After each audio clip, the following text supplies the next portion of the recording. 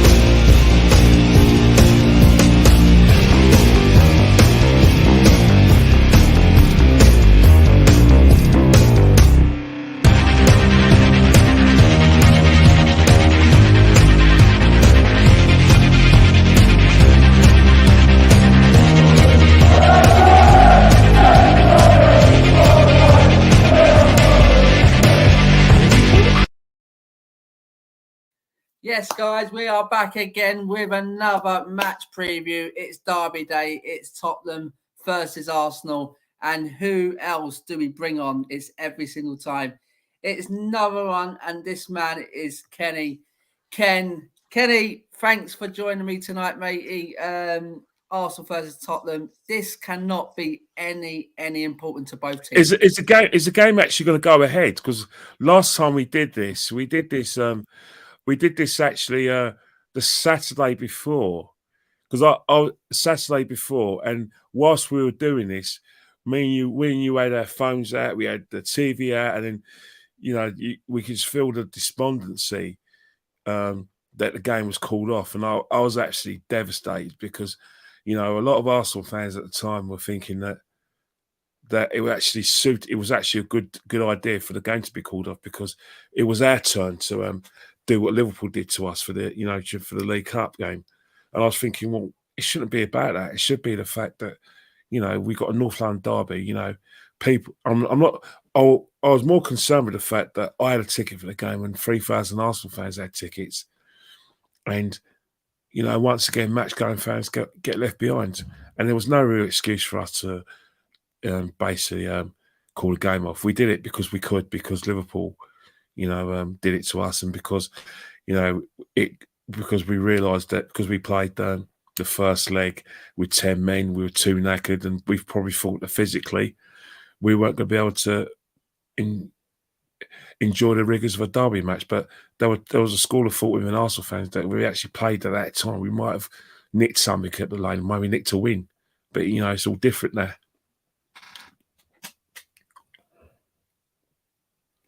Yeah, absolutely, Kenny. As I said, it was bonks last time round. I think we had more COVID cases than you, and they wanted it off through injuries. How many games did you get called off? You had quite a few games called off during that period. We had loads, Kenny. Seriously, that's why we had built up about 6 games in hand over most teams, and it was ridiculous. Brighton, Burnley, Leicester, you guys. I mean, I thought it was a never-ending story. But I'm glad we're out that time now, Kenny, and we can get football week in, week out. And both teams have really, do you know what? They've had their up and down this season, but I think both teams have done really well this season, Kenny. And it's great to be where we are. It's a game that means something, Kenny, going into this game. I don't think we've had a game like this for ages, Kenny. Going into this game, Yeah, winning like this. you say that. You say that, Simon, but you know, when we played you in 2016 season, when we drew 2-2, both teams were going for the league. I think that game was the biggest North London derby ever because you know Leicester were you know were in the league and we were second, and then because we drew with Southampton, you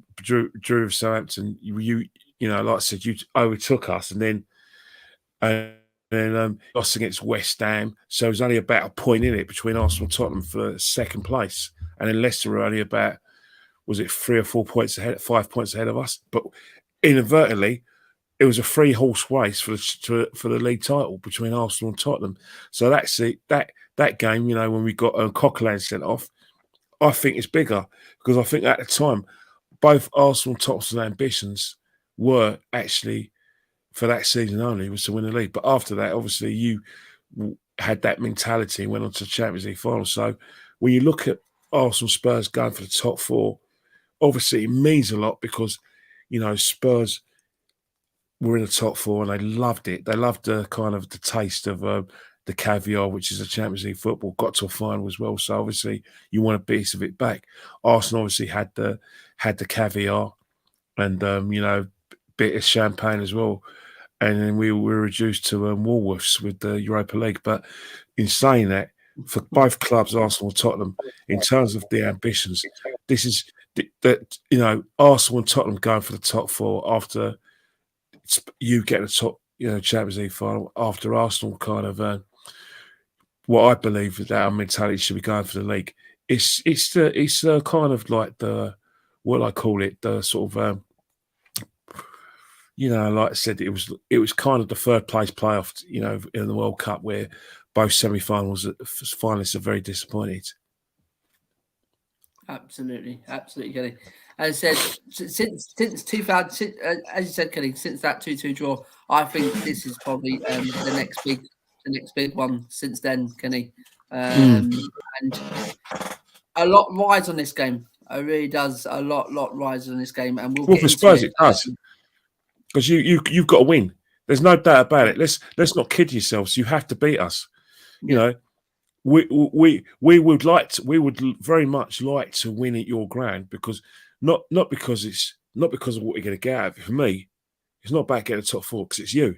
We have to beat you. We haven't beaten you at your ground since Thomas Rosicky for 8 years. That's too long without winning a derby at the Lane. So Absolutely. for that, you know, and then if you think about it, if you want to narrow it down, we've only in about, was it 12 years? We've only won once at the Lane in 12 years. When we used to basically go there and win regularly, that's an abysmal record. So for that reason, I want to win. Also, I want to win because we've never won in the Tottenham Hotspur Stadium. So I want to win because it's that. And you know, I remember the spanking gave us last year. I remember the time when you nicked the game from us in July when we had that kind of strange season where it was Project Restart. Very strange times. So I want revenge. I want revenge for those reasons. And then top 4 is just an icing on the cake. But as I said earlier in the piece, I believe Arsenal and Tottenham should be aimed for bigger. Absolutely, Kenny. Let's get into some team news coming out of Tottenham first, though, Kenny. We have got Doherty out with an knee injury, which is a big miss, Kenny, because he's had an awful start to his career. A lot of Spurs fans, including myself, thought, do you know what? Wrong signing, really. We didn't see what he did produce at Wolves. But in the last 5-6 games before that injury, he was coming into it. He was seeing the docket, what we saw at Wolves, and got that injury, which really was devastating for him and for us, really. And he's going to be missed. Reguilon as well, he had a flying start when he first come to Spurs, but he has fallen off the cliff a bit. So he's out with a groin injury. Skip, he's had a fantastic season. Unfortunately, he's going to be out for the rest of the season, and Tanganga. So I'll say 3 really big players missing for Spurs there. And and for you guys, Kenny, two very big players in Thomas Partey and yeah, and two very, very big players. But you've had players, Kenny, that have stepped up to the mark since he's doing it, and you still come away with some really good results. So, well, you weren't expecting us to go to Chelsea and win. I didn't even have to speak to you to even ask your opinion on that, because I think, you know, after it was kind of kamikaze, because before the Crystal Palace game, we always, when myself, Lee, and Jez were doing like their predicted scores towards the end of the season, we had Spurs and Arsenal winning every game going into our game against Chelsea, where I thought that Chelsea were going to turn us over, and Man United, we might get a draw against Man United, where we expect you to win every game, including Brighton. So you started off winning every game, and then we were on that ridiculous run where we lost to Crystal Palace, deservedly so, got battered by Brighton. It wasn't a close 2-1. It could have been more.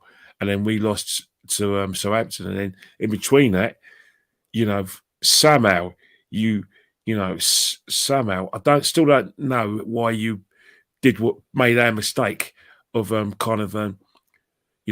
having a midfield man light against Brighton who dominate possession. I couldn't see you winning it. You were so passive in that game, and then you Brentford as well, a game where I think Brentford were playing better football than they were, you know, when they had that kind of losing streak in December and January. So that was going to be a difficult game. But I was on the way to the Tyson Fury fight with my wife, so I didn't watch the game. But to all intents and purposes, there was more when I was listening to the radio. There was more kind of commentary where you were defending rather than attacking. Obviously, you watch the game, you can remember it differently. But in between that, we've been riding our luck. We haven't been playing good football.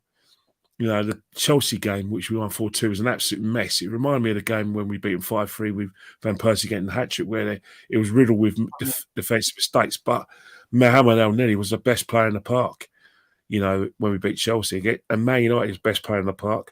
And obviously against Leeds, he had another solid performance where he's basically like our kind of what you call our DIY man.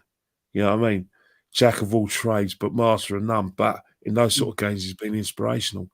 So that is where we handed the top 4 to you, and then you handed it back to us, not expecting us to beat Chelsea. And I think that's where we've got a bit of confidence. But I'm telling you now, if you watch Arsenal playing, I was at the Chelsea game, the West Ham game, and Man United games.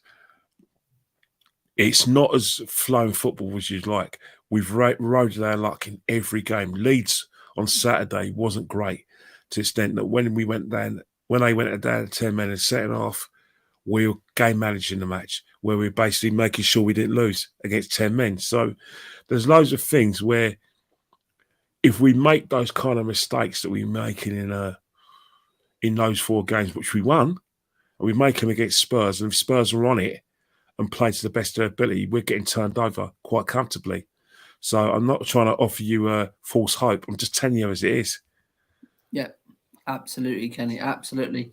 Let's just bring in some guests and some comments here. So, guys, if you are in the comment section, fire your questions away to me and Kenny, and we'll answer it as good as we can, guys. And really smash the like, subscribe if you already haven't, guys. And there's the Captain Cockerel's in here. All right, Sign, Kenny. Hope you're both well. This is going to be a very interesting, festive game. For a feisty game, it hasn't been this big in ages. I can't remember when we both had to battle to compete for anything. Which Kenny said 2016 when we was both going for the league. But, you know, I think in terms of what it is, it's kind of like the silver or bronze medal, where obviously the reason why I say that, it's not being disrespectful to, you know, like getting in the top 4, but you know, both Arsenal and Spurs have to use this as a stepping stone towards Champions League, because obviously Conte, your manager's going to want a big war chest. Conte don't deal with top 4s. Conte deals with winning the league. He did it at Internazionale. He did it at Chelsea. And as far as he's concerned, he's going to want players who can win you the league, preferably next season. And that's kind of mentality that Arsenal should have.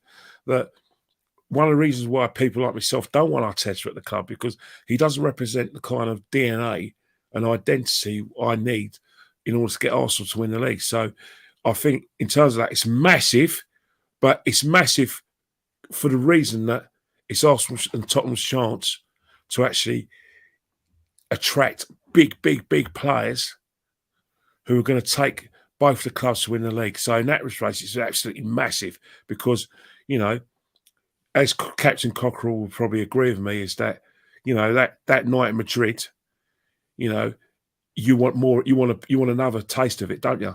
You don't want it to be just like us, one final and that's it. You want it again. You want that. You want that mentality you had under the Poch, where you were going for like big trophies, albeit coming close but not winning it. But you want that kind of mentality. Obviously, you want to get to a situation where you're not finishing 10 or 15 points behind the leaders, and you want to kind of bridge that gap. So for you, that's what you need. And for Arsenal, it's the same. But it is massive because you know it's going to be billed by Sky as a fight for the top four, and I'm sure both sets of fans are going to buy into it. Absolutely. He comes back into it, Kenny, and says, "You're right, Kenny. We have to beat you, which means we have to break you down. You can sit back for a draw or nick it on the counter, which I'm really worried about." We Captain Cockerell could tell you categorically right now that'd be a dangerous ploy against you lot, because what's happening is that we did that against Leeds, and I'm confident you've got the quality, you've got better quality to Leeds to actually close that door down. There's loads of situations where you can draw us out. For instance, you know, one thing, whatever you guys think of Jose Mourinho, and maybe you guys don't like him, but he turned out Harry Kane to one of the best forwards in Europe. He was already the best forward in Europe, but he's made Harry Kane into a more complete footballer. Now, it's not probably the gift that you Spurs fans want. You wanted, you know, to, you know, challenge for titles, win trophies under Jose, although you sacked him before the final, which was a bit strange, but you did it anyway. Yeah. But what the situation is that he's turned Harry Kane into one of the top players in Europe, top forwards, where he's now giving him that. He always had that forward thinking, a good straight with it, but he's got that. He can see the bigger picture, and that's what makes you guys very dangerous if we sit back. Because what will happen is that if you sit back, you've got Bentancur now, right now. So, for instance, Harry Kane, if he wants, can come in and be that kind of bright, you know, Nigel Clough kind of player, and that kind of, you know, Ericsson kind of player where they play deep but can look up and find a pass. Or because you've got Bentancur on the side, the Uruguayan international, who can find a pass, you know, who's probably doing what Ericsson does without the goals. Harry Kane can play up top, so he's going to be very, very difficult to mark. And then what will happen as well is that if we sit back, you've got Kulusevski, who runs at players and commits players, defenders, and then you get the pace. And then you've got another one where we've got to worry about as well. If Gabriel follows Harry Kane, and then Bentancur he's out of position, that's going to leave space for Kulusevski and something to run into. So if we do sit back, it's going to be to our detriment. Absolutely, Kenny. And we have Dean here who says, "Don't worry, mate, you won't beat us, and you'll drop more points. Come on, you Spurs." Well, it's very good, Dean. But I think what's happening, right, is that the pressure on Spurs is going to be it's going to be like excruciating. I think it's going to be one of the most stressful games of your life. Probably the most stressful match you've ever had since, dare I say it, the Champions League final in 2019, where you had the stress of your inner self saying you should really drop Harry Kane, but your head saying you should play him on reputation. So it is going to. I think, Dean, you're just going to be very, very stressed. In fact, I think when you wake up on Thursday, like me, you're going to be all over the place You know what I mean? Because it's got so much on it. Because you have to beat us. You know what I mean? Exactly. Because Absolutely. of your inability to beat Brentford and Brighton, you're now chasing us. It's kind of similar to times when, if you remember, under the sort of Harry Redknapp times. Harry Redknapp in the 2012 season, and then V.S. Bush in 2013, where we were hunting you. Yeah. And we wait for you to make a mistake. You're now in a situation where you're waiting for us to make a mistake. In fact, we can even go back to the 2005, 2006 season when you're under Martin Yole, when it was quite similar. And we played at we were York and played at Highbury. We were about 4 or 5 points behind you, and we're just waiting for you to make a mistake. Yeah. And then we actually played you at Highbury. It was 1-1, but you did make the mistake, losing to Man United, and brought us back into it. But this time, you have to make us make the mistake and beating us. So pressure's all on you guys. Absolutely. Dave says was watching the United States because I'm a fan of Ten Hag, and Kev, the presenter, just farted in front of the guest. Dave says he's going to get 1 million views for that one. Oh, hang on it. What happened? Did someone squelch? What happened? Am I hearing it out? And the United stand, something happened. Who farted? He said, was watching the United stand because I'm a fan of Ten Hag, and Kev, the presenter, just farted in front of the guest. Well, you know what it is, Dave, mate. YouTube's a young person's fantasy, so it's definitely going to get a few laughs and a few hits anyway. You can say that again. So I hope so, Dean Webb. Come on, you Spurs. And Captain Cook says, where do you both think this game will be won? We will get into that. That's a question I'm going to put to Kelly. And what will be the biggest threats from either team? We will get into that, Captain Crockle. Not a problem. And LR, North London Combined 11. I'll play along with that. I'll play along with that. Me and Kenny will deal with that. We will delve into that. So keep comments coming, guys. Smash the like and subscribe if you already haven't, and get your questions over to me and Kenny, and we'll answer as good as we can. Kenny, let's just go back to both teams and let's how do you feel your season's gone up to now, mate? From the start of the season up to now. If you speak to Arsenal fans, they've got a ready-made excuse if we don't get the top 4, because they think, well, if you look at our first 3 games, for us to get in this position is fantastic. Like, Arsenal fans will say, well, you know what? We've made a significant improvement from the last 2 seasons, which finished 8th.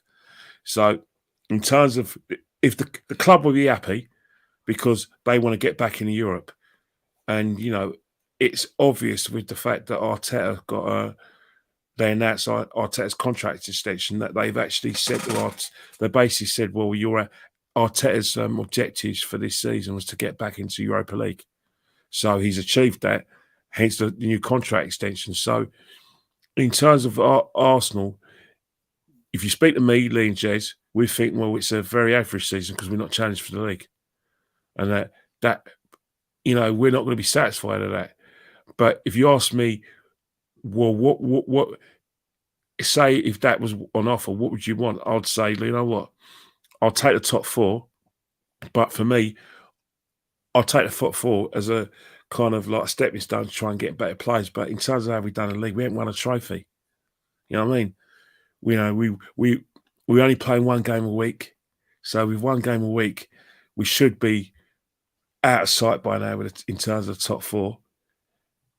Because we've had opportunities, we've blasted them. And 2, I wasn't happy with our performance against Nottingham Forest.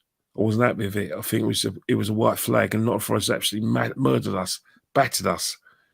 I mean, Liverpool showed us the way how to play Nottingham Forest, and ride your luck, but make sure you defend competently. But you have a goal threat. At Arsenal, we just didn't want to be there. So that's got to be frustrating. And obviously, we got schooled by Liverpool in the League Cup. So any season that Arsenal go without a trophy is disappointing for me, because Arsenal is a big club, the 3rd biggest club in the country, have to win trophies. We have to win trophies. But the top four will only be a stepping stone. Will I celebrate it? I'll celebrate more by beating you. But I'll be frustrated that we haven't won a trophy. Absolutely, Kenny. As I said, the same with us, Kenny. We started it with Nuno, and it started okay. We beat City at the first game of the season. Then it went all sour under Nuno. After that, it was not going our way, and the pressure got big for Daniel Levy, the last straw against United when we lost at home. And they finally got rid of Nuno and bring in Antonio Conte. Where Conte come in, Spurs were about 10th in the league at the time and nowhere near top four, and was nowhere near playing good enough to even getting that far, Kenny. So what he's done from then to up to now, it's a great achievement for with the team he has. I mean, because if you take away some of the top players we've got, bang average team, Kenny. It really is. It's nowhere near. Can I ask you a couple of questions though? Go on, Kenny. There's two questions where I'm going to ask you: would you be frustrated by it? Would you be frustrated as a Spurs fan that you didn't get him in the first place? And the second question, where would you be frustrated with your performances in the semi-final against Chelsea, where I felt you just made it too easy for them?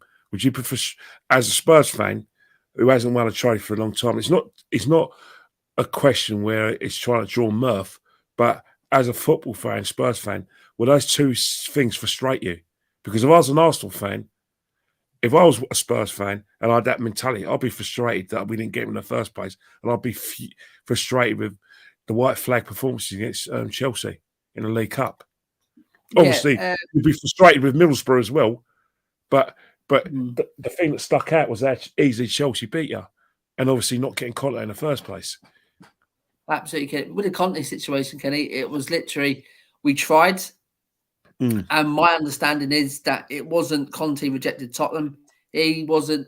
It was emotionally attached to Inter Milan, and he wasn't ready to come back into management. Oh right, At that time, when we was talking with him, maybe what happened to Nuno? Maybe the time was right then. At the time when they went back in for him, you basically give him enough time to kind of get you in a position of the top four. And to get better players in the side. Absolutely, Kenny. Absolutely. And with the second one there, Kenny, the abysmal performance against Chelsea, how we just laid back and rolled over. It wasn't good enough. And as you said, we haven't won a trophy since 2008. It's 14 years now, and that's a long, long time. How do your fans feel about that? Because we obviously I'm so immersed with the Arsenal situation, and obviously you don't want to be immersed in the Man United situation, but if you pick up a newspaper, Man United get thrashed, and it's like a shock. I mean, it's like Man United this and Man United this, but in terms of Spurs, obviously, what is it like in terms of like the frustration? Is it because you've got to be frustrated? With absolutely. Trophy, or is your ambitions to sort of get in that top four and get in a situation where eventually you challenge for the league, or do you see the FA Cup and League Cup as like inferior? Because that's how Arsenal fans treated it on the Wenger when we were getting the top four. That Arsene Wenger fell out of love with the FA Cup and the League Cup to the extent that he put top four beyond it and getting the Champions League and competing in the Champions League before trophies. Is that what's happening at Tottenham? Well, the thing is, Kelly, what I gather from other Spurs fans, what I listen to a lot of Spurs channels and talk to a lot of Spurs fans, they'll rather have trophies over top four. Right, yeah. I don't really. Obviously, I'll try to watch your content as well, but it's one of the things like, you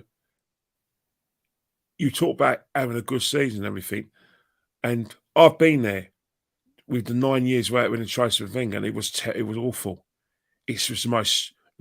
It wasn't embarrassing. It left you angry.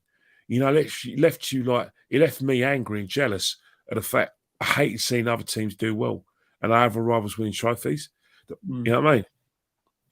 Absolutely, Kenny. It frustrates me as well, Kenny, just sitting here and just watching the likes of Chelsea and Liverpool and in City just literally just dominate. I mean, they can just buy big And they're just literally, once they buy big, Kenny, they're reaping the rewards. I mean, they're winning titles, they're winning Champions Leagues, they're winning FA Cups. You know what I mean? And that's the sort of thing you've got to do these days, The thing Kenny. is, right? You're a massive club. Like before Abramovich came, you were like the big clubs were Arsenal, obviously Man United, Liverpool, Arsenal, and then arguably you could say Everton, and Tottenham. Because of now, what's happening, right? It's like now, it's that Man City and it's probably Chelsea, because of the fact that they've turned themselves at the big clubs because of their expenditure and their success. That's exactly what it is, Kenny. And you know what? You can say, you can call it dirty oil money or whatever you want. We don't want, but it brings success. It doesn't matter how you look at it, Kenny. If Average could have bought Spurs, if Average bought Tottenham, exactly. you'd be smashing us to pieces by now. Absolutely, Kenny. That's what I'm saying. And you would have taken his money as well. The thing is, Kenny, there is some Spurs fans out there. We don't want Izorma. We don't want this. But at the end of the day, what they got to see, they're frustrated not winning trophies. These teams are winning big trophies, Champions League titles, World Club Cups, and league. I mean, we would rather see that at Tottenham. And there's a couple of comments here. I think he's coming back to you, Kenny, saying, Bud, I'm not just saying that, but I really think we are going to win and win big. You guys are right for a whipping. Dean, I agree with you 100% because the way we're playing isn't sustainable, and we're riding our luck. We're sustained that we are, despite the fact that people are fearing the fact that Spurs could put men behind the ball. If you looked at we made a lot of mistakes against Chelsea, and then the second half when they ran out of ideas, that's what kept us in the game. And Man United, Man United, there were instances when we were making so many errors against Man United where a Man City and Liverpool would have murdered us. So you are right. We are there for a kicking. We are there for a kicking because we are riding our luck. I mean, you speak to a lot of Arsenal fans. They were furious after the match because of the second half.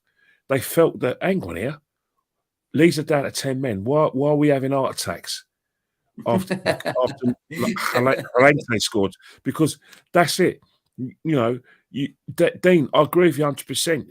We are there for the taking, but again, if you don't play to the best of your ability, then you're going to let us off the hook. You have to be on your game. You have to be on your A game.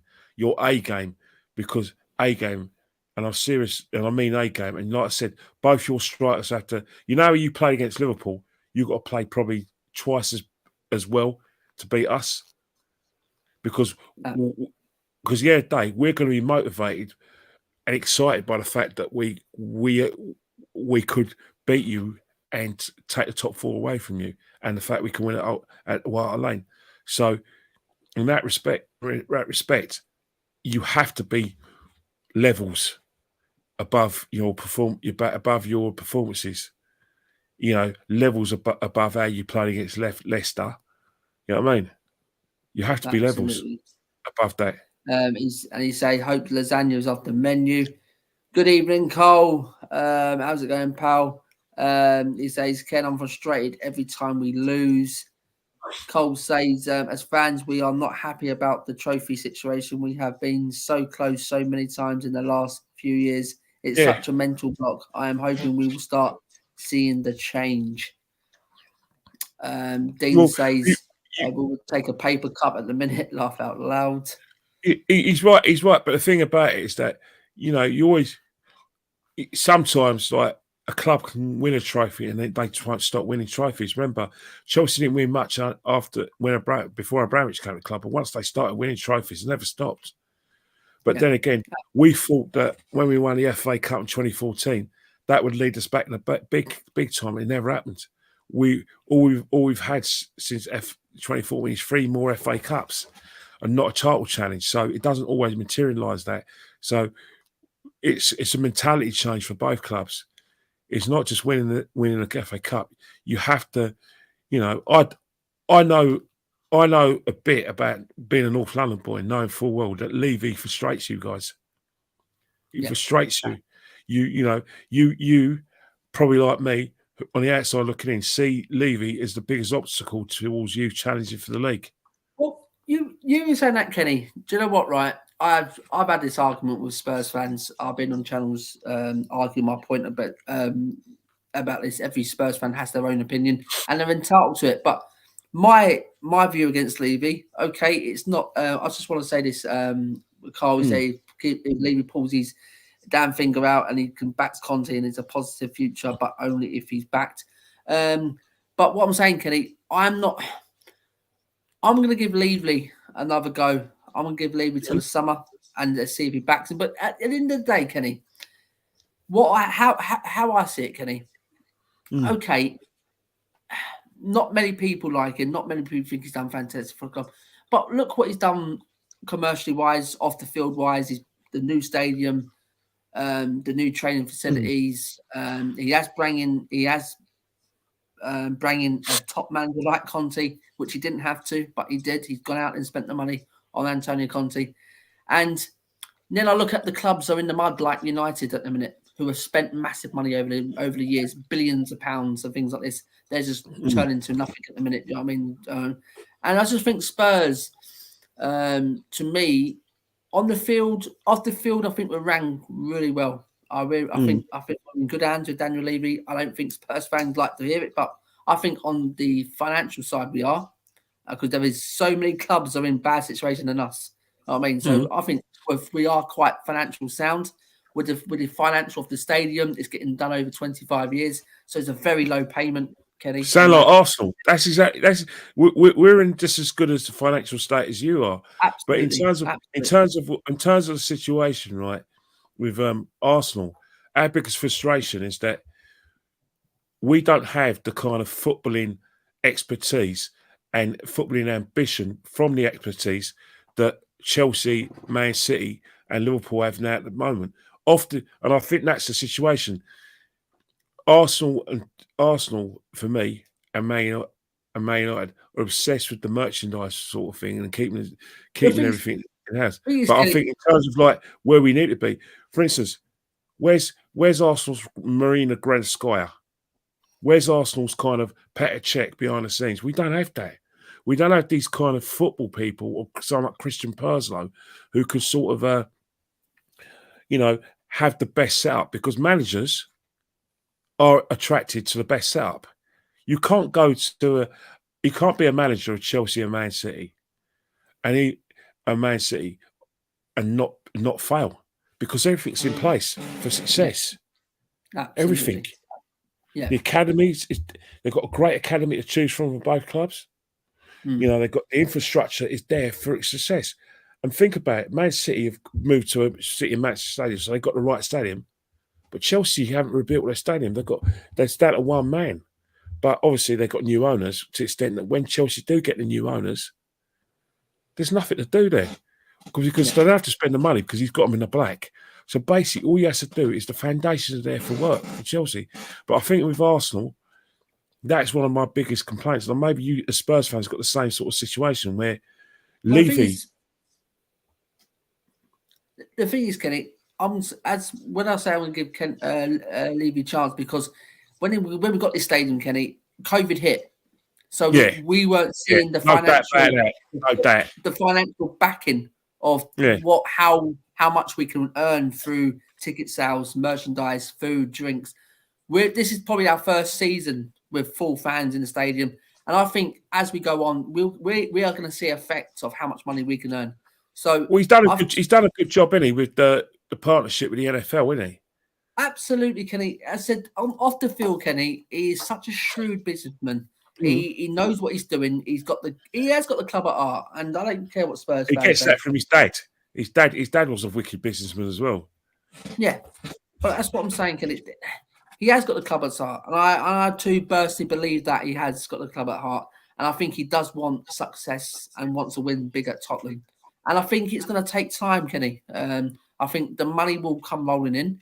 And I think Conte, even if we don't qualify for top 4 this year, I think he'll get back massively in the summer. I really, really do. I think Danny Lee was The thing realised about now. Conte, the thing is, you talk about it's going to take time. Managers like Conte don't stick around for about 4 or 5 years. Yeah, absolutely. But what I meant about taking time, I mean, with the big money coming in, Kenny, through ticket sales and things like that, I think that we'll see a massive impact through into next season as well. But I think in the meantime, I think he'll get backed massively. I really do. It's got a couple of comments in there, Kenny. And Cole says, look at Everton. If they go down, it will bank. It'll bank 100%. No, that without a fail, I totally agree. Burnley as well are in a kind of precarious position where apparently they got to pay a massive loan if they don't have the Premiership football. So that's going to hit them massively. We're talking about them going in the red by about nearly 70, 80 million pounds. So yeah, it's what happens when in any team when you get relegated, people in the sort of non-footballing side lose their jobs because the club goes in like a massive hit. And I don't think even parachute payments were saved both clubs. They went down, if either of them went down. Absolutely, matey. Dave says, great guest, man. Knows his stuff. Thanks, David. Thanks, Dave, mate. And Dave goes on and says, yes, but he hasn't a football brain. You don't bring in a money manager who demands quality signs and fouls back him. I don't know where Spurs fans, Dave, you're a great guy. You're such a loyal guest to us on this channel, but I don't know where you can say he failed to back him. Conte's only had one window, and I think he's done well to get the players out who he didn't want. Conte said one of the Conte's one was Ali, get him out. That was a football. He's gone. You know what I mean? Those players are gone. You know what I mean? Which Conte didn't want, and he brought Kulusevski and Bentancur, which has pushed us on the back end of this season. So I think to say he has brought him in and not really backed him. We ain't gonna see the proper backing until the summer, Dave. I really just be patient with it. I know we've been saying this for a long time at Tottenham, but I think it's coming. It really is. Cole says, "Well, I hope you don't Ken, I love your knowledge and not just thanks, Cole. home versus Arsenal bias, completely balanced." And Dave says, I think Levy panicked with Conte appointment, and now he realizes that he doesn't work. He will be left with a load of 29 and 30-year-olds on 3 or 4 contracts.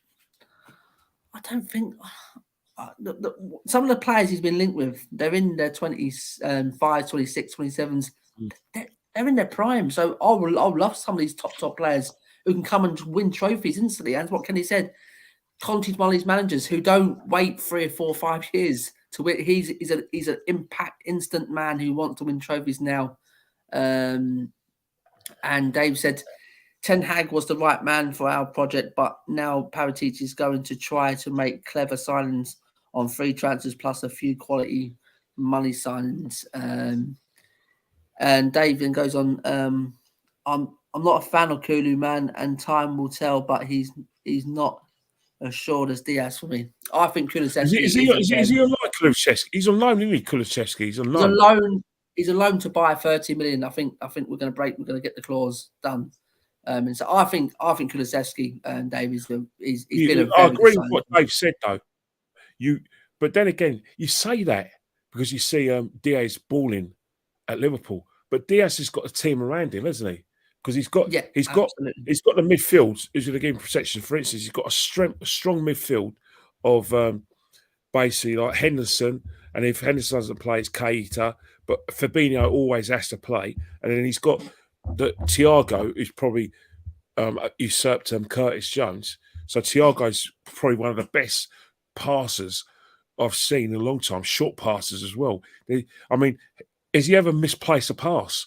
So he's got that, and then he's got players who are going to make runs for him, like like Mane and Salah. Because for instance, Mane's now playing the front row instead of like Jota and like Firmino, and then you've got Salah playing on the left. So he's got players around him.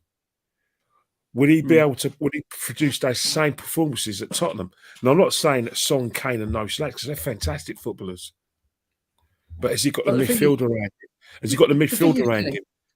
The thing is, Kenny, both set of players, if you bring up the both stats since they come into the Premier League, Kulusevski's got the better stats. You know what I mean?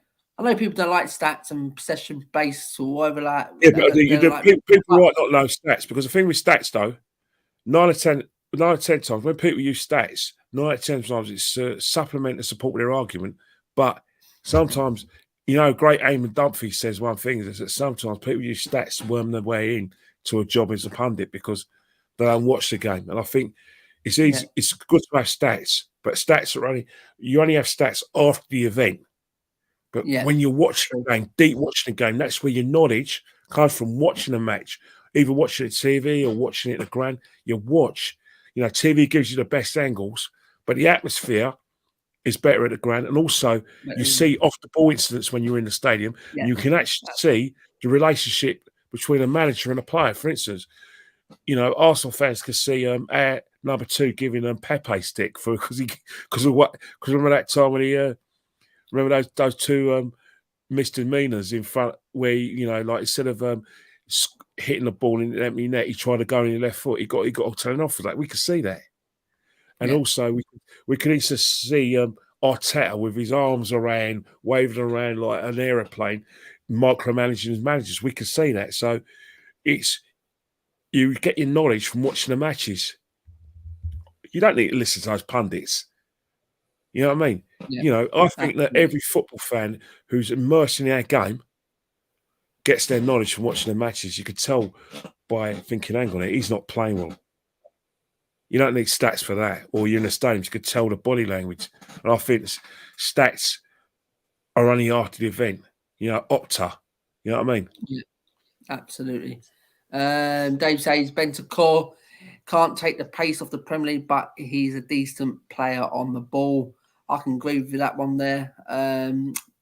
Cole said, let's face it, both us and Arsenal would bit your hand off for top 5 finishes. What happens in the summer is for them.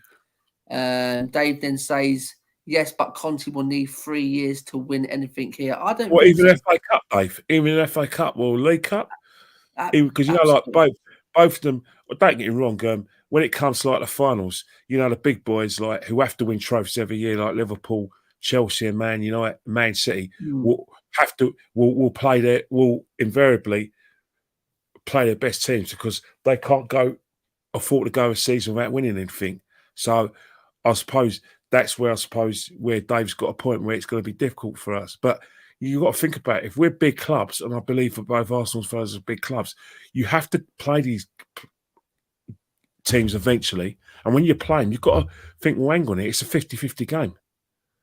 Arsenal and Spurs should, historically, because they're big clubs, should never have an inferiority complex when they play City, Liverpool, or Chelsea, and Man United.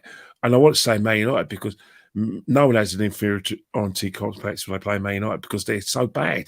But they're not all. But with Ten Hag, if they get it right, I'll tell you one thing right now, Dave, Cole, everyone in the chat.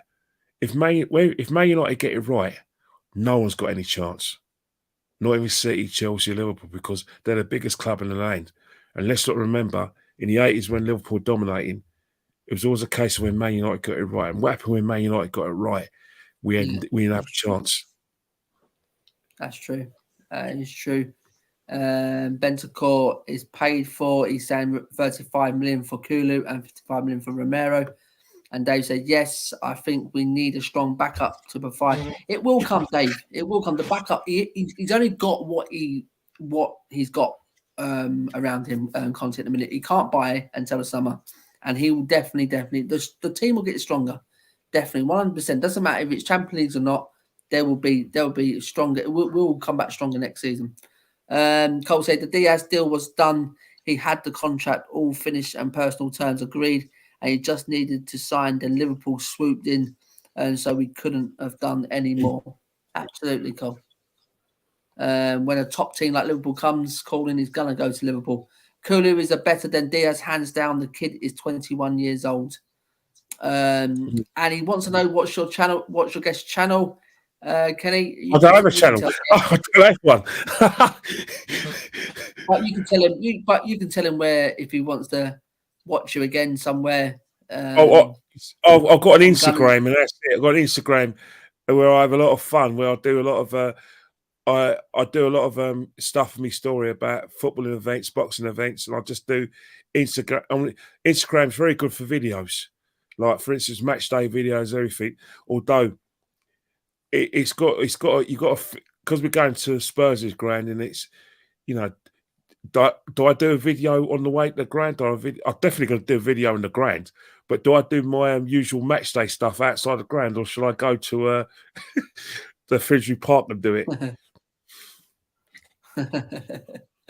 Oh, do it at the ground. Go on, Kenny. Well, we would love that. It'll go viral, innit? Especially if I meet up with one of those seasoned Tottenham fans, innit? Cole says Decky and Bentancur haven't even had a half a season in the Premier League. They will get even better over time. Absolutely, Cole. The elites will build again this year, as will Newcastle, and we're up against Newcastle. Dave's 100% right. I think both clubs have to be very, very careful and not miss out on the boat, because, you know, with Ten Hag's only ever he's only ever going to get a massive shopping list. As much as, and he, you know, they're not going to employ a manager that they've been desperate to get for a long time, only to give him, you know, not to give him a war chest. So he's going to, you know, give him a war chest. He's probably going to do the wisest thing he is probably strip Maguire of the captaincy and say to Chris Ronaldo, help my youngsters, mate. I'll give you the captaincy and I'll give you more money. Thing is, Kenny, I can see with the elite teams, but Newcastle, I don't think it's going to be next season. I think there's going to be a couple of seasons. The thing about what Newcastle got to advantage is that they don't have any like constraints on fair play, so they can put £300 million there. The fact that, you know, fact is money talks at football. Another thing as well is that people are going to say, oh yeah, we're going for the project, but they're not. They're going for the money. So what will happen is they said, look, we know you want to leave in London, but don't worry, mate. You can still come to Newcastle, buy an apartment there, and then you can still have your life in London. You could just come for match day, and that might attract players. But with the money Newcastle are spending, they are going to get players. It's inevitable.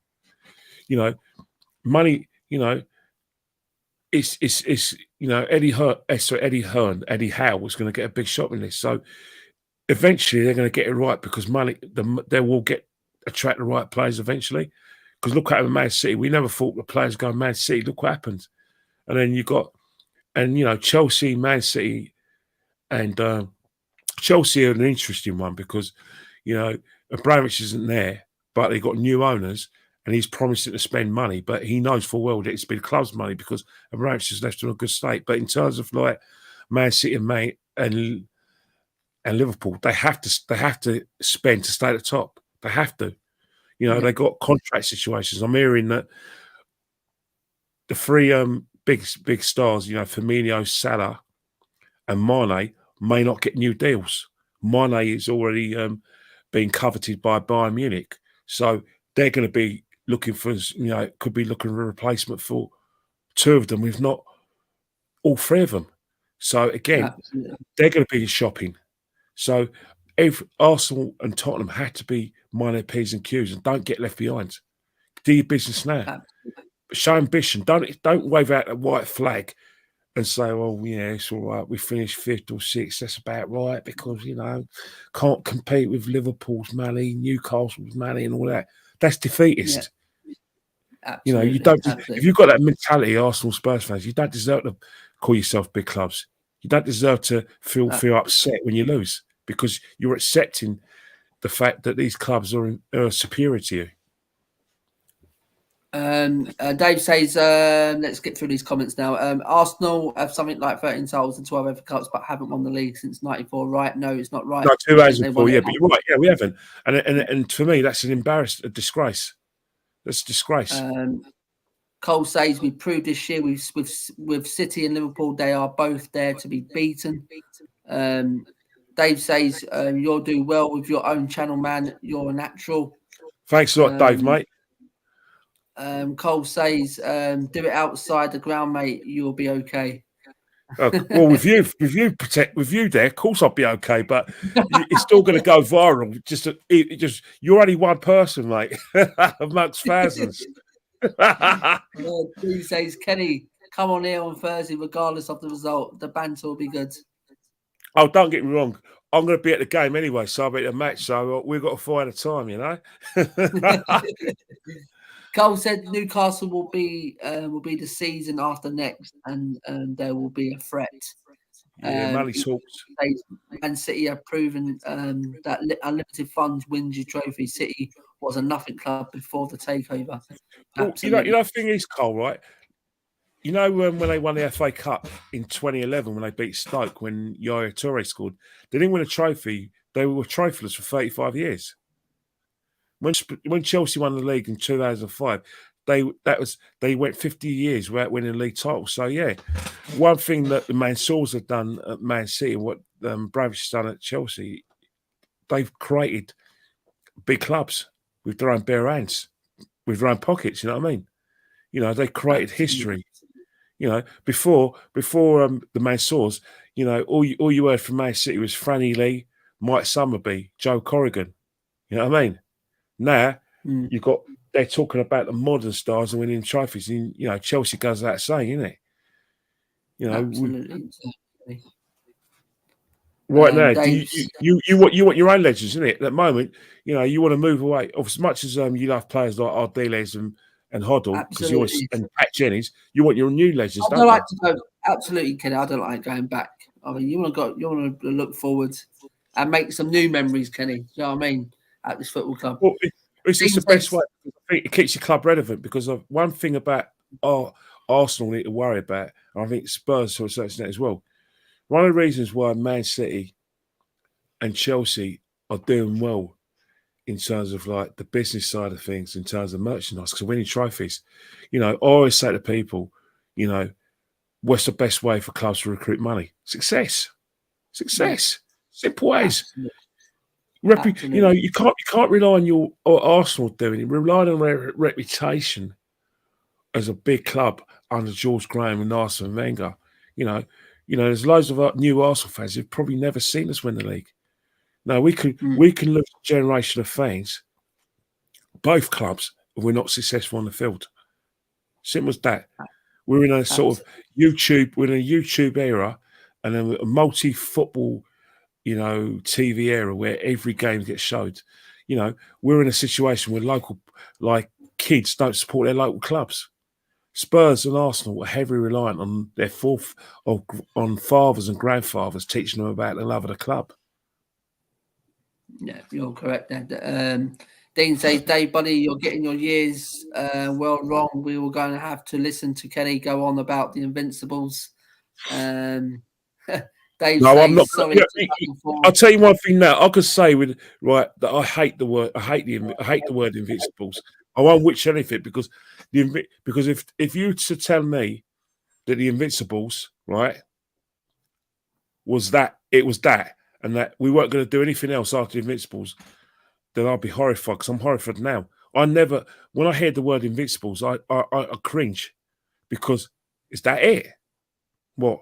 We go the whole season unbeaten and we don't win the league again. We've got to be happy with that. I'm not happy with that. I want more. Absolutely. I'm greedy. What more? Dave says, get this guy on the show again. He's very interesting and has a wide knowledge of the game. Thanks a lot, Dave. Appreciate your kind words, mate.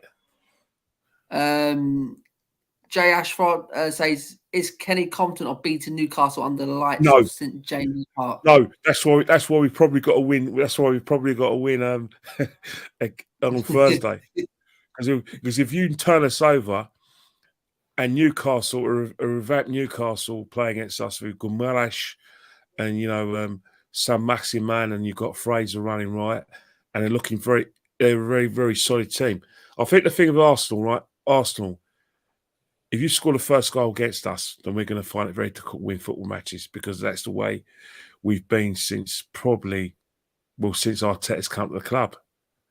The only time we've come back from the dead, it was against Wolves. But apart from that, when teams have scored the first goal against us, especially since the turn of the calendar year, we find it difficult to win matches.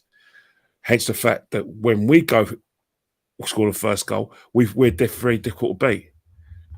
So who knows, if we get the first goal against you, Arsenal fans should feel a bit confident because we've only relinquished the lead once this calendar year, and when we've gone a goal behind, Spurs fans should be confident because we've only come back from the dead once this calendar year.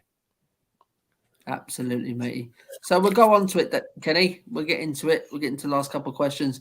Where is the game going to be won on Thursday?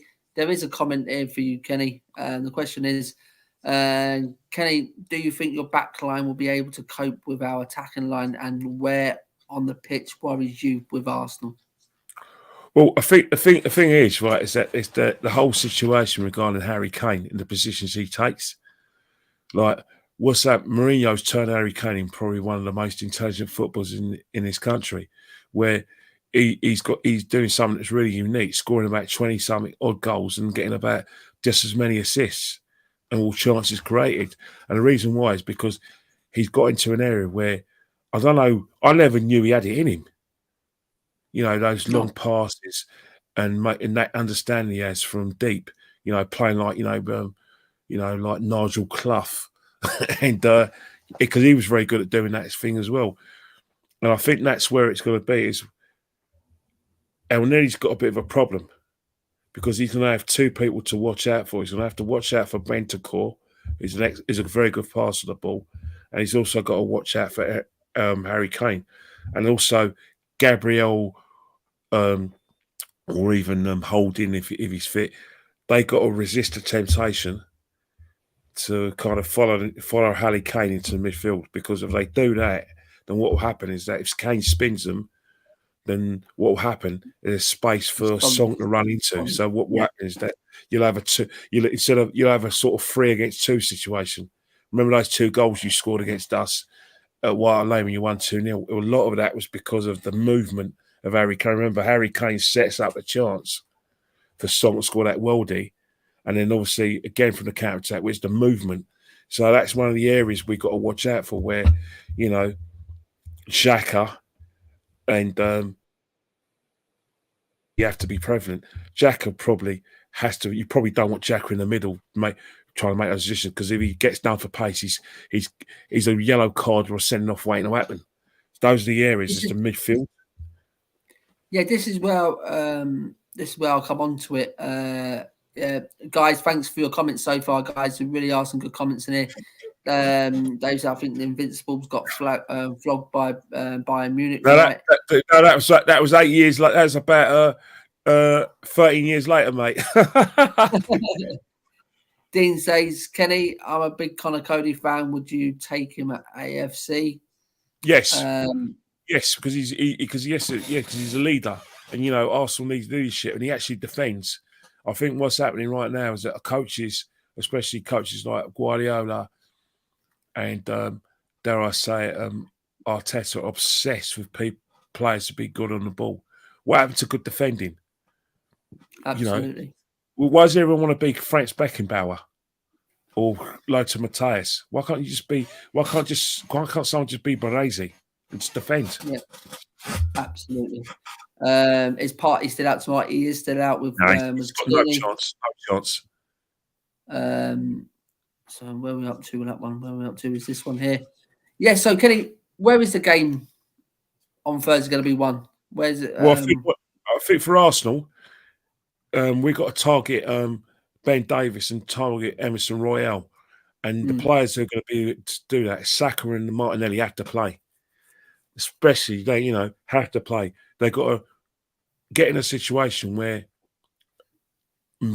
Davies and especially Emerson Royale are too scared to make overlaps to support the front three, because Emerson Royale he's a talented player, but he's a mistake when it'll happen.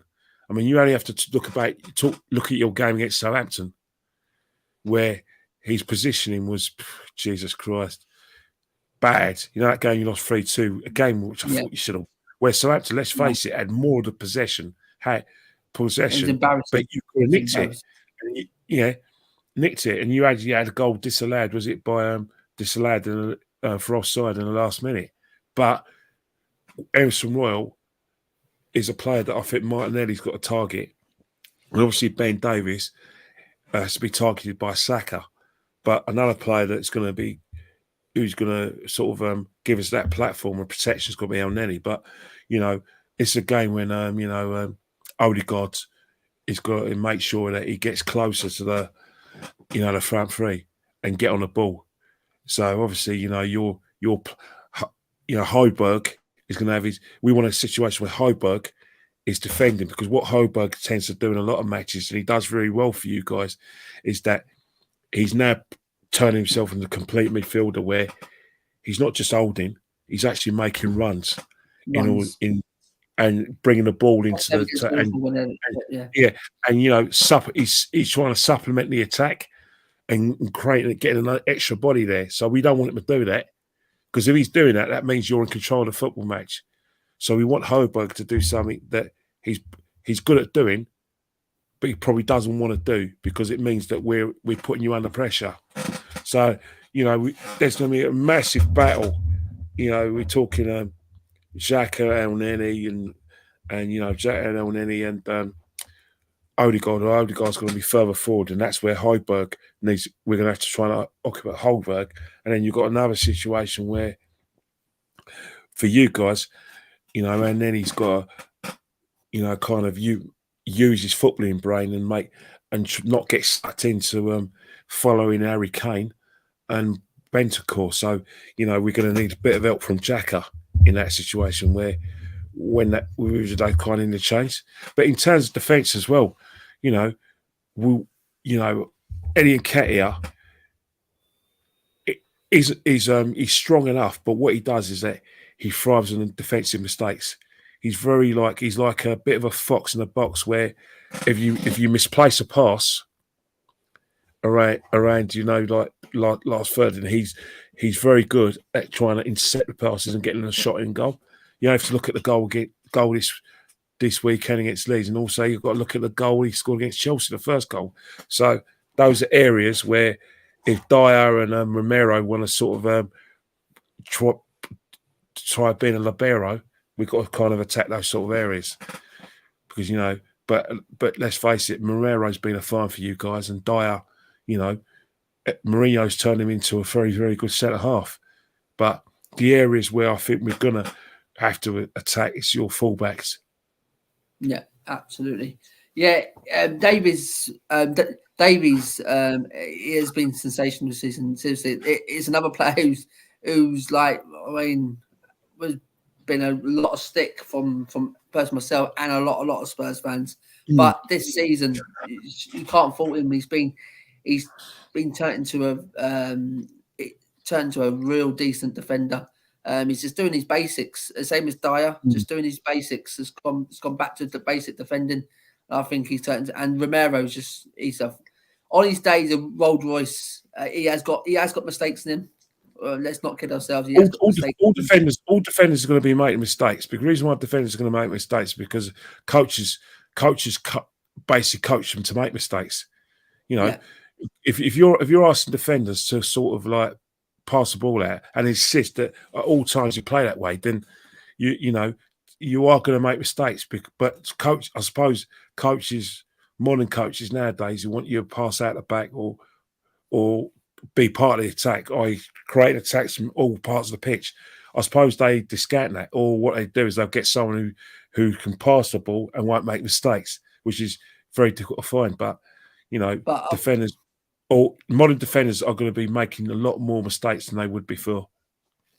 I just think on Spurs, where we can win the game, Kenny, I think we'll be getting between the lines, as you said.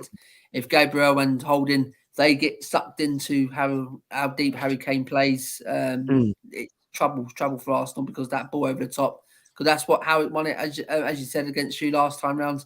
And Arteta's got to learn from that. Obviously, he's got to look for that that last time round. I mean, you can't do that again. But I think that's where we can hit. I think we can target your back four. And with your goalie as well, your goalie's been fantastic this season. I mean, but if you both Lloris and Ramsdale, obviously Ramsdale's got less experience than Lloris, but both of them got a mistake in them. They're both like gamblers, especially when it comes to their feet.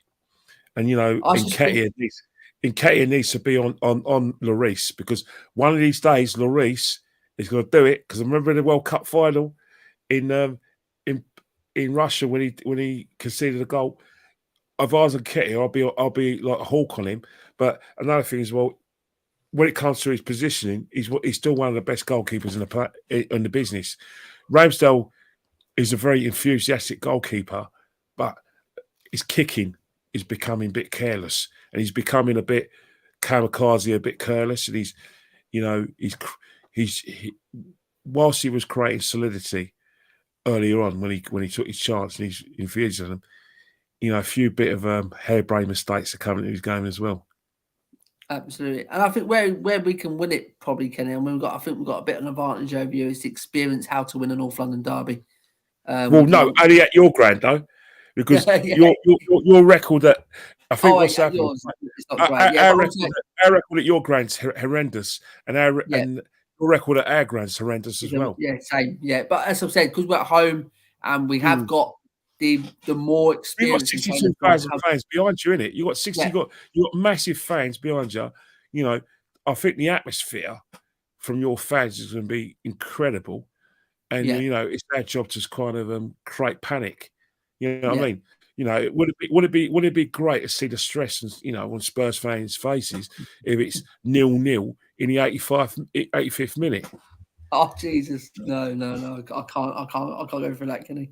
I'd rather we go to win, but we have to accept that that may not materialise. It can't be like headers and volleys in Andover Estate. It's got to be like a structured game of football. And Kenny, we'll do the predictions, and we'll get in, and we'll do our X11. We'll do our X11 between the two teams, and we'll finish it on that. Stuff, right. So predictions, Kenny. Where are you seeing this, Kenny? 2-2. 2-2. Oh, well, yeah, it's that kind of game where, with the greatest intentions, if you've got you've got people trying to play the ball around in the attack, and you've got goalkeepers who can be a bit kamikaze, it could go anywhere. I think the team that defends the best wins the game. Simple as. The team that makes less mistakes will win. If Spurs don't make any mistakes defensively, and we carry on making the mistakes, you could be out of sight. But one thing you have to be able to do is you have to sustain that pace towards the end of the game, because we're a very fit side. As long as we've got Saka in the side and Martinelli, we'll run your defence. Absolutely. I was just saying, okay, what I can say, because we're at home and we have got the home advantage and we have got the crowd behind us. And I just think, because we've just got a bit more experience of winning North London derbies with the likes of Son and Kane. You've got a very, very young squad in there, Kenny, but a very good young squad. I mean, who can turn games on their heads. You know what I mean? So we won't be taking it lightly. I mean, because we know what his Arsenal side has been doing to certain teams over this season. So to me, I won't be saying we're going to go and hammer you. I don't think that'll be the type of game. I think it'll be a tight game, and I think we'll just edge it 2-1. I can see Harry Kane. The thing about it, you've got two strikers who just love playing against Arsenal. Yeah, absolutely. Scoring against Arsenal as well. I think, Kenny, see, that's the difference between us at the minute. We've got two players in Son and Kane, who are very experienced of playing these North London derbies, where you've got Nketiah, that hasn't really played in North London derbies yet, and you've got such a young squad, Kenny, who hasn't had the much experience of playing these sort of games. I think what's happened is that it'll be a massive test and massive pressure. You'll put us under a lot of pressure if you beat us, because obviously we've got Newcastle and Everton, and then your next game is Burnley. Now you don't know what Burnley's going to turn up, but I'll tell you one thing, right? That Burnley are more than capable of coming to your ground and frustrating the life out of you and getting a 0-0. Look what they did to us. So what will happen? What will happen is that we got to play out run. If we balls it up against you, we've still got 2 more chances. Absolutely. I mean, so if we do get over the line, Kenny, and we do play first against Burnley on Sunday, and you've got to win. You've got to win your next 2 games. Yeah, to put pressure on you. The reason why I say you've got to win. It's about putting pressure back on you, Kenny, against Newcastle, because but that is the one out of all of them, Kenny. I can say that is going to be a bit of a test away Monday night against Newcastle. Our next 2 away games, banana skins. You against Newcastle. But I'll tell you one thing. Yeah. Your last game of the season, Norwich away, innit? Yeah. You're beating them. You're thrashing them. You're beating them. If you don't win about 6 or 7-0, I'll be shocked.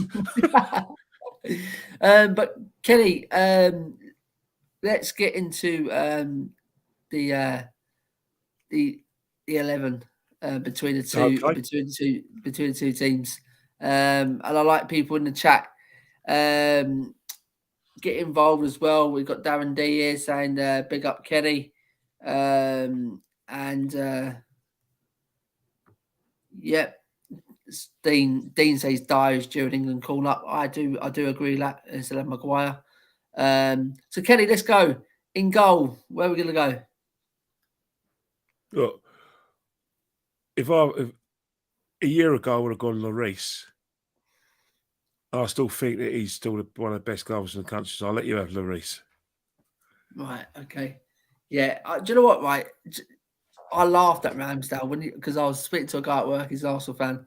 And I laughed my head off. So I said, "What are you paying 30 million for this guy? This guy done fuck all." But I'm telling you now, Kenny, he has been. I think what's happening is that his experience in it. He's played in 2 relegated teams, but he's had experience of playing football matches, and he's had experience of it in adversity. He's it's this then that I suppose we've played in 2 horrendous teams. You get to see more of his work on his goalkeeping. But yeah, he's a confident lad, and he thinks he's the best goalkeeper in the country, and he thinks he should be England's number 1. And that's the attitude we need at Arsenal. That's why I was happy to have him, because he was so anxious to be there. I mean, normally we have players come to Arsenal, and you think, well, they're doing us a favour. But this guy just wanted to play for Arsenal. He was like, it was like, Mum and Dad, Arsenal bought me, and they're all come around excited. I thought, I'll have him. Oh yeah, I mean? Cole. Cole's just reminded Kenny. What's the formation we're going with here? Well, 4-3-3 is the way modern teams play. You can't do anything back 4-3-3. Right, here we go. So Cole, we're going for a 4-3-3, guys. So Cole goes Lloris for me. I think me and Kenny just on Lloris. But Ramsdale's doing excellent this season, so seriously, it's been tight between them 2. But if you're going to a North London derby, you're going to want an experienced keeper in Lloris who's played more. So where we should go? Right back. Well, right back. Obviously, if we go by the present team, are we going to go? Are we going to go by team players are going to play, or just the squad? I think overall, how the season's gone on the squad, Kenny. Yeah. All right, I'll have Kieran Tierney at left back. So you're going right back. No, right. All right, I'm going to have Kieran Tierney left back. So right back, you could argue your point for Tomiyasu, and you could think, well, who's up against Tomiyasu? I suppose Emerson Royale. Oh, if we continued, it's Emerson Royale or Tomiyasu, isn't it? Yeah. Well, if he didn't get injured, I would have put my hat on the for Matt Doherty for me, because I know he hasn't played that many games this season, but for what he has been better than Emerson Royale. Is that who you're talking about? Matt Doherty. Yeah, but you think Matt Doherty, he's a better right wing back than a right back, isn't he? Yeah. So And you Emerson Royale. played him on the left, didn't it? You played him in the left sort of left position, left half position, haven't you? We have done. He's played on the right as well. So yeah, I'll give you both of them. But to me, in centre defence, I'll go with Dyer, Romero, and me personally, because I think these two. You know what? I think what's happened is that Benjamin White started off like average. Then he had a very, very good, period from about, I'll say, October up until like March, and then he's just got the pot. Gabriel has been more consistent and played better football than Benjamin White. So I could see, but one thing I do agree with is that for you guys, Moreira's a find. So I don't know. I'm at sixes and sevens about because 6 7's about Romero and Dyer, but I can give you that because I think that they've had better season than Gabriel. Benjamin White, had he not had a poor a period from That's about. another one. That's another one. I would have played him. I would have argued for Benjamin White, but I can't argue for him. Yeah, Benjamin White. Seriously, as I said, coming for a massive price tag, and that's another one I laughed at. But do you know what? What I've seen of him, I think he's done well. He's had a good start at Arsenal, and as you said, he has, but he's kind of fallen away. Whether it's been injuries or loss of form, it could be a combination of both. But had he been reprising his very good form, from in January and February, we wouldn't having a discussion. I probably would have been like arguing all till about 4 o'clock in the morning about your choice of Romero and Dyer, but I can't because Benjamin White hasn't been playing good football for the last month or so. Absolutely. So in the chat here, Kenny, people said Tommy Harasu and Tini at fullbacks. They said Romero and Dyer has to be the centre backs, but there has been one say Romero and Gabriel will be a good pairing as well. So either them will be a very good pairing. I think that's the best of the both teams. I think, Kenny. But to me personally, I think over the course of the season, I know you are higher, but I just think Dyer, how he's come on this season, and I think that's two things you've got to thank Jose Mourinho for. You've got to thank Jose Mourinho for the fact that he's got in my opinion, he's got he's got Harry Kane playing the best football of his life, and he's made him into a sort of more rounded player, and he's basically got Eric Dyer to believe that he's a centre half. I think every England and Tottenham have tried him in everywhere, including centre half. I've seen Spurs play him at right back, at left back sometimes. I've seen him playing him in midfield as a holding player, but it's clear the guy wants to play as a centre half. That's something Mourinho recognised, and I think that's what Conte's running. And you notice it when he's not in the side, because as much as Davinson Sanchez, I mean, you've given him as much support as you like, but he's one of those players who can start off really well, just to make a silly mistake. I still got memories of Davinson Sanchez at Wembley when Aaron Ramsey put us 1-0 up at Wembley against you guys, and obviously Aubameyang cost us the Champions League by not scoring that penalty against Lloris. So, I remember that one. But when I think of Davinson Sanchez, I think about that match. Yeah. Absolutely. So far we've got Lloris, Tommy Harasu, Tierney, Romero and Dyer as our back four. Into midfield in the three. Who are you picking out of your lot, Kenny? Well, in midfield three, Thomas Partey's been our best player this season. He's basically like reprised his come form. On this season. Yeah, Thomas Partey. If Thomas Partey was fit and kept fit, we would have been outside of the top four. We wouldn't have had these. We wouldn't have been in a position to be battered by those three. By Palace, Brighton, and Southampton, and we would have been more comfortable in the games against Chelsea, Man United, West Ham, and to certain extent Leeds. That's how much he's playing.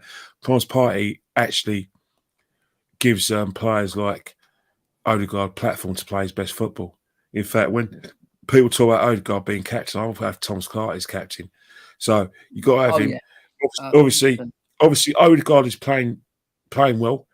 He's not highly rated by a lot of our fans, but he is in good form, and he does do the front press. So I have him, and obviously, but for me, I'll let you have Højbjerg because Granit Xhaka just frustrates me.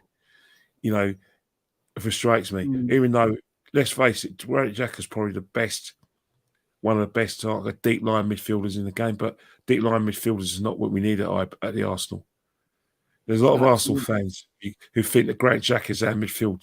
Do me a favour. Thomas Partey has clipped that long before. Now Thomas Partey is fully fit. He's the man that holds things together.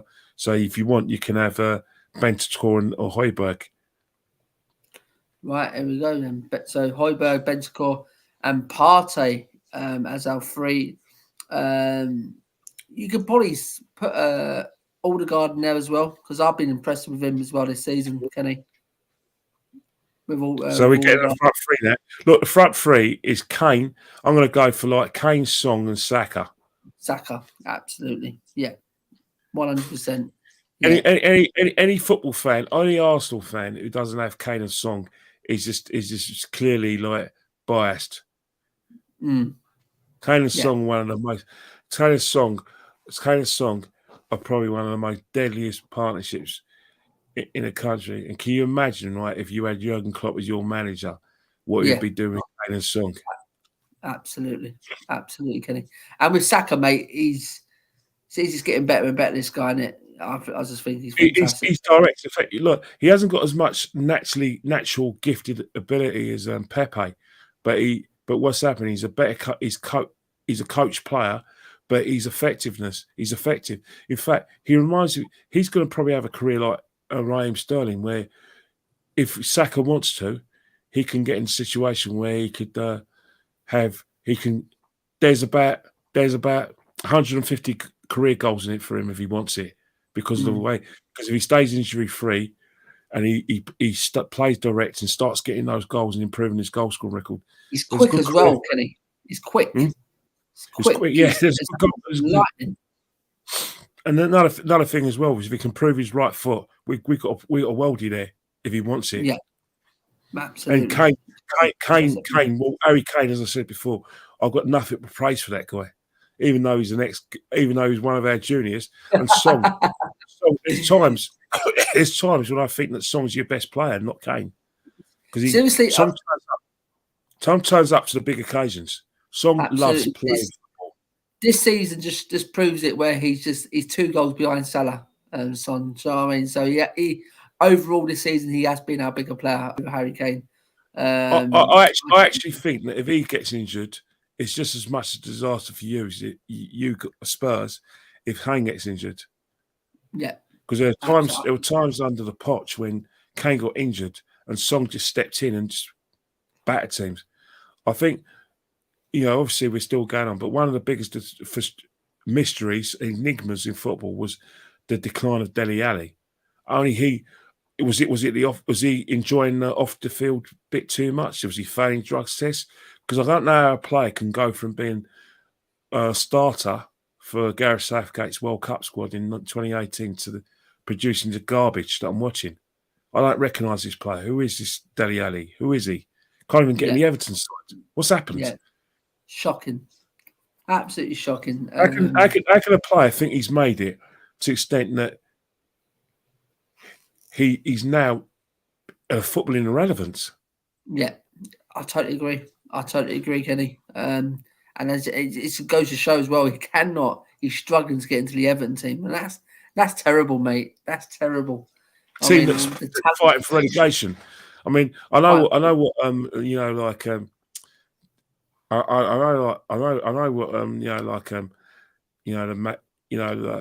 that blonde guy who plays for Man United and he's on loan at Everton? What's his name again? Danny Van de Beek.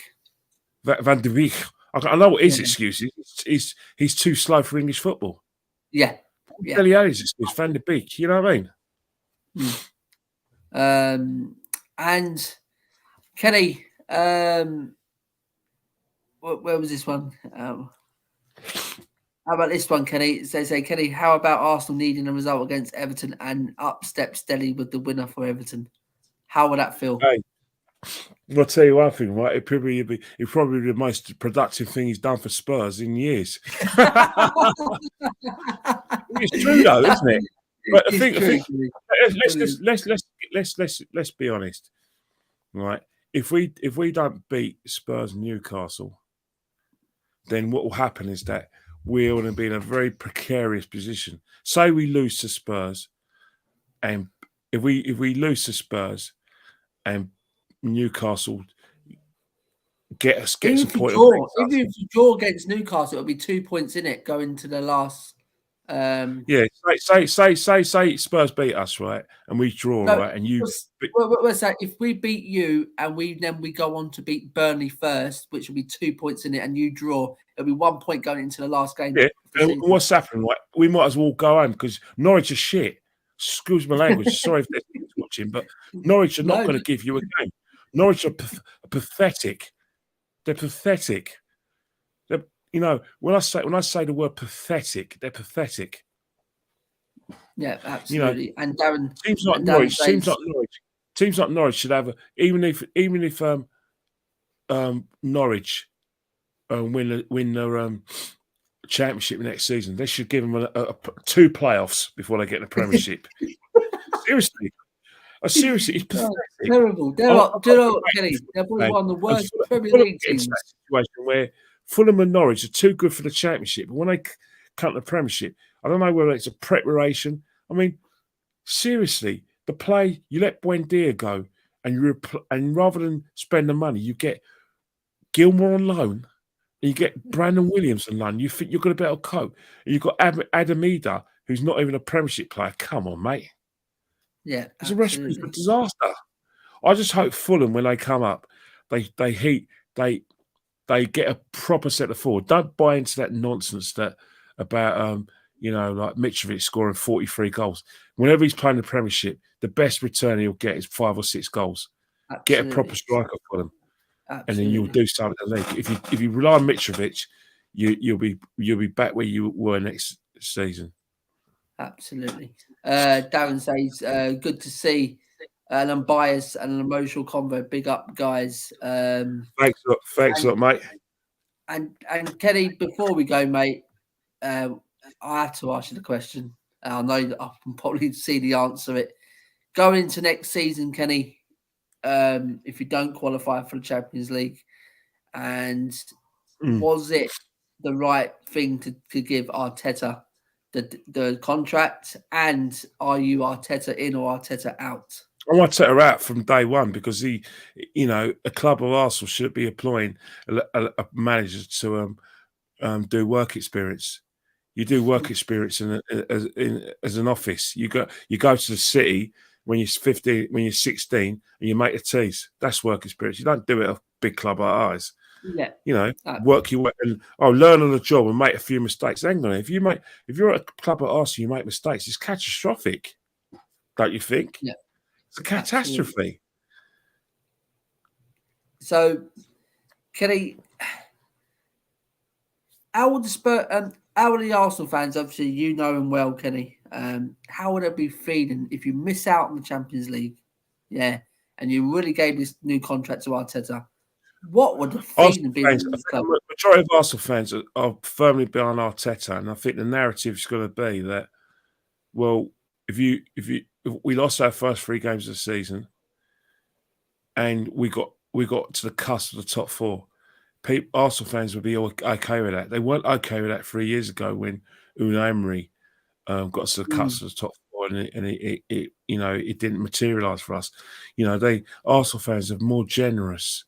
And Arsenal Club are more generous to this guy than they ever were to Unai Emery because, for some reason, this guy represents a long-term plan for Arsenal. They talk about a process, but it seems like the process for this season is for us to get back in the Europa League. That's not good enough for Arsenal. Not good enough. He should be challenged for the league. The DNA, Arteta himself says it's not good enough, and that Arsenal should be challenged for the league. So let's see what he's going to do about it. His man management is poor. He's trying to be Guardiola when his football and his methods represent tactical methods represent David Moyes. Absolutely, mate. Kenny, Dean quickly says, how long is it before Patrick is the boss? Well, that's the thing.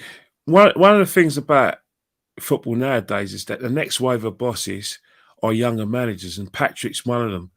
Mikel's one of them. Nagelsmann's one of them. So we are looking for younger men, like bosses that with the exception of probably Simeone going out of fashion. So I know, for me, I'm against it because I think ex-players should not be around. We don't want ex-players to be managers of our clubs because the reason is that there's an emotional attachment, and sometimes they get more time than they probably deserve because of who they are.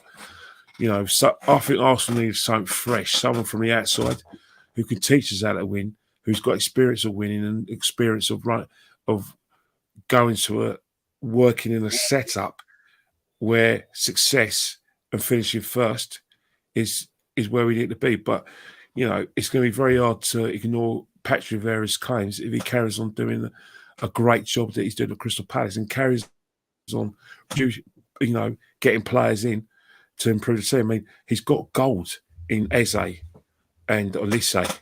And let's face it, Sahar. How many times has Sahar been linked for a big club? Sometimes he's linked with Spurs, sometimes linked with Arsenal. And we all know that Sahar's going to be there next season. So if he's there next season, and Olise, and Eze stay injury free, and they start, got gold there, isn't he? Plus he's got Mitchell at left back, and he's got Gay at centre half. He's got a good spine there. Got the Palace. Absolutely, Kenny. So, Kenny, and one more thing, Kenny. Conte was on the lips of Arsenal fans before he comes to Tottenham. Would you take him in a heartbeat now over Arteta? Of course you're going to take a guy who's won the league at Chelsea and then international all day long. He's one of the best bosses in the land. But there's some Arsenal fans who won't know. The question was asked to some Arsenal fans. Yeah, but they won't because but how many of those Arsenal fans are staunchly behind Arteta? Majority in it. There's one Arsenal fan who went on one of their channels says that Arteta's probably going to have a better career in the future than Conte. So a lot of Arsenal fans have gotten themselves into the standpoint position of backing Arteta. So an Arsenal fan, if we finished even 6th or 7th, that would have been a great season because we've improved. They are so behind this guy. The amount of people who are behind Arteta is unbelievable. They trust me. When Arteta, as far as Arteta is concerned, they'll tell you that blue is grey. That's how much is behind him. It's extraordinary. It's extraordinary how one man can get so much. I think that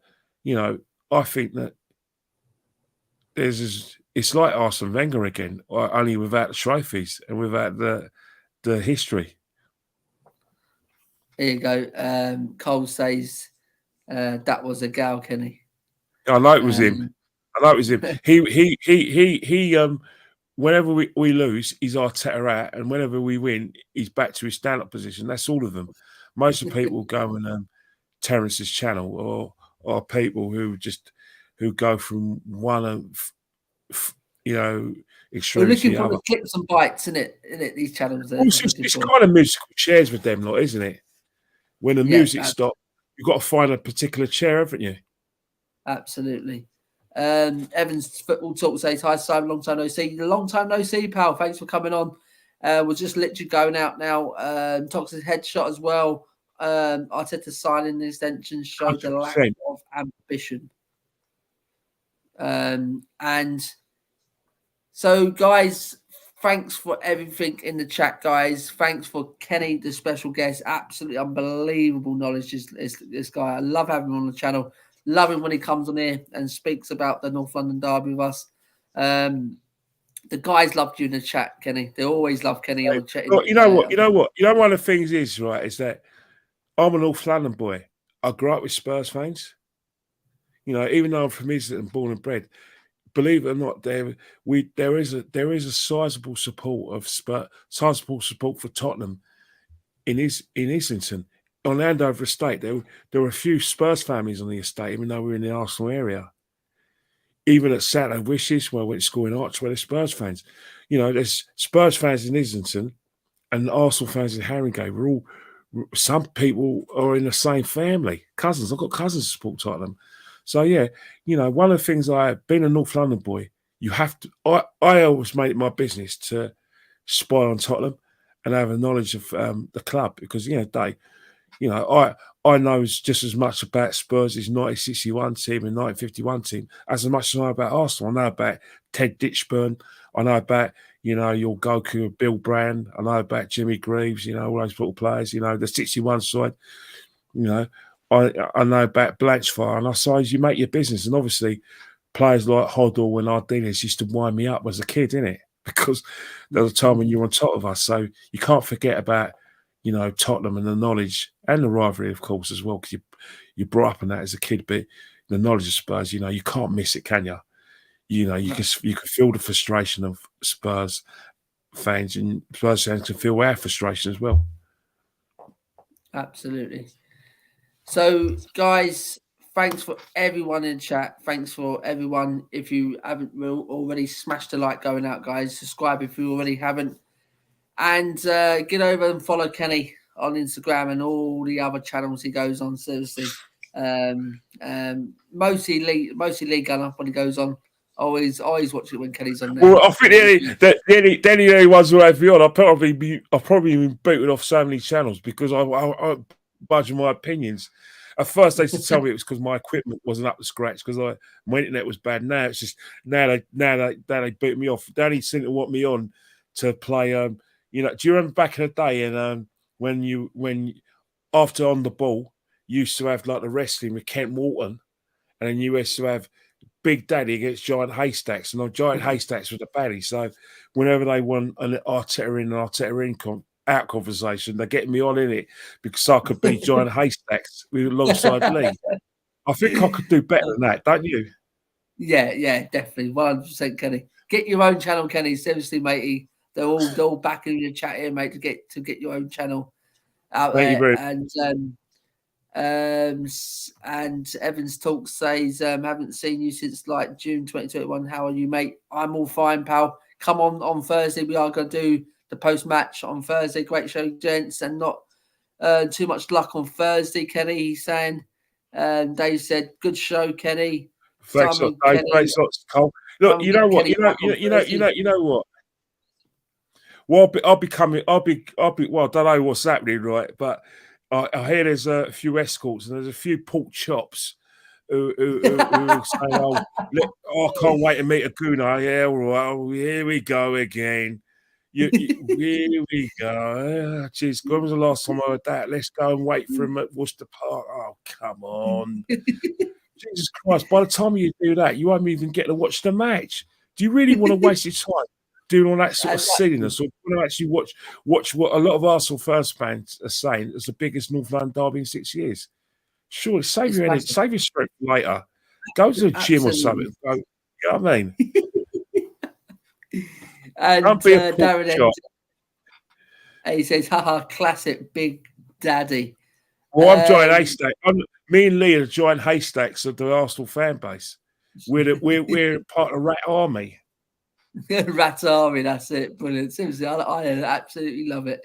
Great show, lads. May the best team win Thursday, aka Spurs. Laugh of course, out of loud. course, you're going to say that. So Kenny, once again, my friend, thank you very much.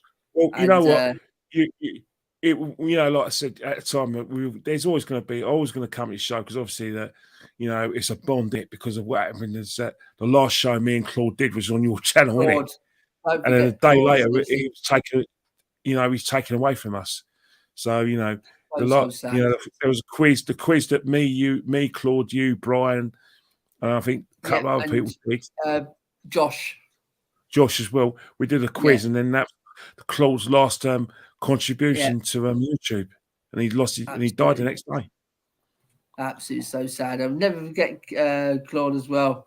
I can still hear him now saying, I think one of the saddest things in with this season is that one of the things that he missed a lot with the lockdown was going to watch our great club play. Absolutely. And and look at it now. He's missed it. We're fans allowed back in, and he's not alive to that. And there's other things like Italy winning the European Championships against England, the country he was born in. Absolutely. He's Italian. He will love that. He will love that. All these sort of things, he's missed out on. So, you shed a tear for that, Yeah, absolutely. And he loves his North London derbies. Claude, he loved it. And the thing is, you guys as Spurs fans loved him. You loved him because we loved him. Because I think what it was is that he was unbiased, and he actually had an admiration for the way you're set up under Pochettino. There were many times from, I remember in the 2015-2016 season when you played at the Emirates, where you played to the park, should have thrashed us, but it was 1-1. He went on camera and said that he thinks Spurs are going to be the ones who are going to be winning the title because he was so impressed with the way you do things. Yeah. So he was always he loved the banter about Spurs, but he never shied away from saying that Spurs have got fantastic players, and I've always accepted that myself. I've got no problem calling it as I see it. You've got to be. You can't call yourself a serious football fan if you're the only thing anyone knows is your own club. You know what I mean? Absolutely. We got this comment from Leicester Till I Die, Chris. Chris, if you're still on there, mate, this is the guy you got to get on for an Arsenal chat. Seriously, this guy is absolutely unbelievable. Seriously, Chris. So get in contact with Kenny anytime you want an Arsenal fan on. This guy is brilliant. He's saying, "Hi guys, got any space in your trophy cabinets?" Hey, mate. I don't know how was the Arsenal fan Tammy Abraham doing again? Oh yeah, he scored against you. Oh, brilliant! Absolutely. And Cole says, Leicester, why have you got some need to give away? Conte to PSG, not a chance. Not a chance in the cat and mouse chance. That is happening. So, thanks but hang everyone. on, what if Conte left PSG and you got the Poch back? Would you have that? No. All right, fair enough. Well, hey, my dinner's in the oven. I've got to go in it. Kenny, legend. Thank you very much. I've thoroughly enjoyed myself. It's been a pleasure being in your show, as it always is. You know what I mean, mate? Absolutely, Kenny. So, Kenny, thanks for coming on, mate. And let the best team win. And we'll see you Thursday. Well, you'll see me. You'll see me doing me after match duties. So I'll speak to you soon. Keep in touch. I'll see you later. Kenny, we'll keep in touch, my friend. Thank you very much. Definitely. See ya. See you soon, pal. Yeah. So that was Kenny, guys, from the Arsenal fan base there, guys. And we got Leicester Till I Die. Chris here says, ouch, but who were you both playing last? Oh dear, brilliant. Cole says Poch is great, but there are levels and Conte is above it. Even if Conte left, Cole, I won't want Poch back. We've had Poch days. I want something different. Another something. And Dean says brilliant. Yeah, going on the Poch there, Cole. Seriously, we've had Conte. We've had Poch days. Let's move on from Poch days. That's all I say. I said, guys, thanks for everyone in the chat. Thanks for every single one of you. Smash the like going out and subscribe if you already haven't. And we will be back Thursday, guys, with a post-match reaction to a win. That's what I'll say. We're going to win. We're going to win this. And I think it's going to be tight. I think it's going to be 2-1. But I think we will win. And if we do win, I do fancy us then going on to pip Arsenal for the top four.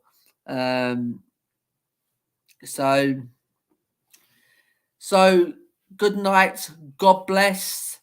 and we'll leave you with this bit of intro, guys. I know it's a bit long, but here we go. You can watch it one more time.